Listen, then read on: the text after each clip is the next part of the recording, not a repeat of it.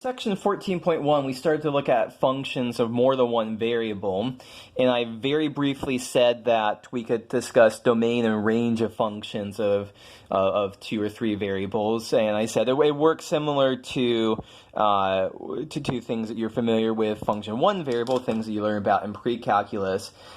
It's worth it maybe for me just to show off an example of that. So, for example, let's say that our function f of xy is square root of 9 minus x squared minus y squared. And I'm going to ask for the domain, and I'm going to ask for the range here. So the domain is the set of all allowable input values. And so the question here is, when is f of xy defined? Maybe I could ask, when is f of xy not defined?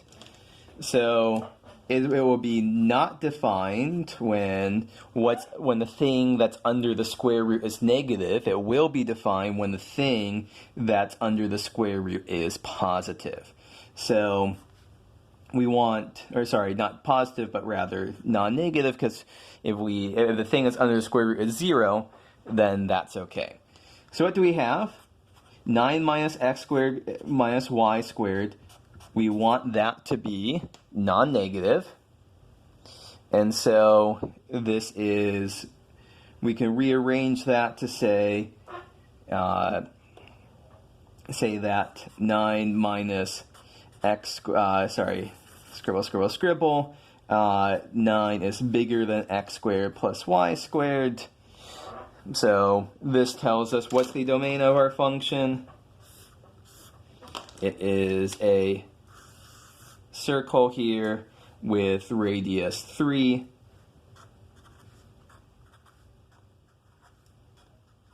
So our domain is actually the entire thing region inside the circle, including the boundary.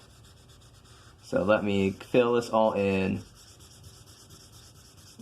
Use up lots of this purple marker's ink. That is the domain.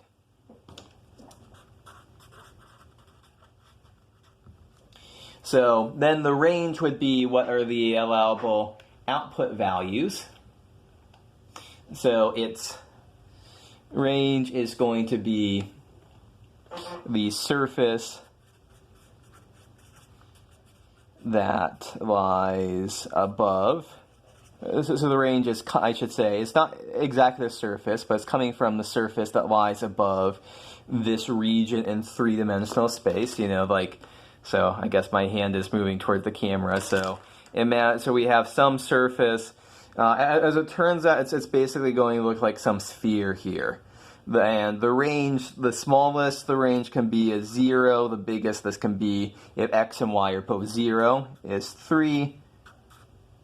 So there is your range. So really, what do we have? We have some kind of sphere coming off the page here. So that is what we were talking about when we were talking about domain and range.